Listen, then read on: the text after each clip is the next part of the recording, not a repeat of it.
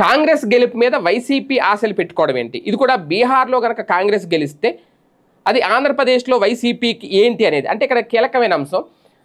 కాంగ్రెస్ గెలవడం అంటే ఐఎన్డీఏ కూటమి గెలవాలి. ఐఎన్డీఏ కూటమి కనుక గెలిస్తే జాతీయ స్థాయిలో మార్పులు వస్తాయనేది ఒక అంచనా వేస్తున్నారు. కేంద్రంలోని ఎన్డీఏ కూటమి మీద కూడా అది ప్రభావం చూపిస్తుంది.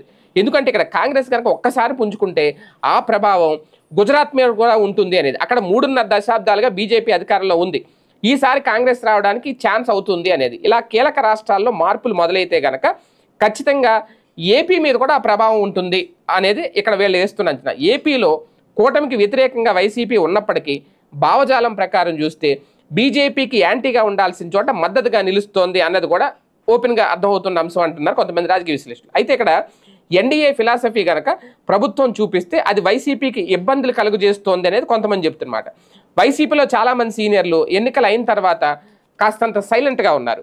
ఉత్తరాంధ్ర నుంచి చూస్తే గోదావరి జిల్లాలో, కోస్తా, రాయలసీమలో కూడా చాలామంది కీలక నాయకులు ఇప్పుడు సైలెంట్ మోడ్లో ఉన్నారు. వాళ్ళంతా ఒక ఆల్టర్నేటివ్ కోసం ఎదురు చూస్తున్నారు.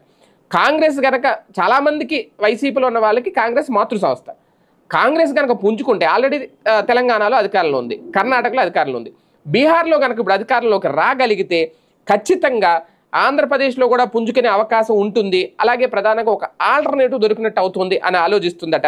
ఏదో అంటారు కదా గర్వాపసి అని. గర్వాపసి అని చెప్పి ఆ పార్టీ ఒక ఉద్యమం కనుక ఎత్తుకుంటే ఈసారి ఫలితాలు ఆశాజనకంగా ఉండొచ్చు అని అంటున్నారు. మొత్తానికి ఈ ప్రచారంలో నిజమెంత అనేది కూడా వేచి చూడాలి. కాకపోతే అక్కడ ప్రభావం ఎక్కడ ఉంటుంది అనేది కూడా నమ్మాలి అంటున్నారు రాజకీయ విశ్లేషకులు.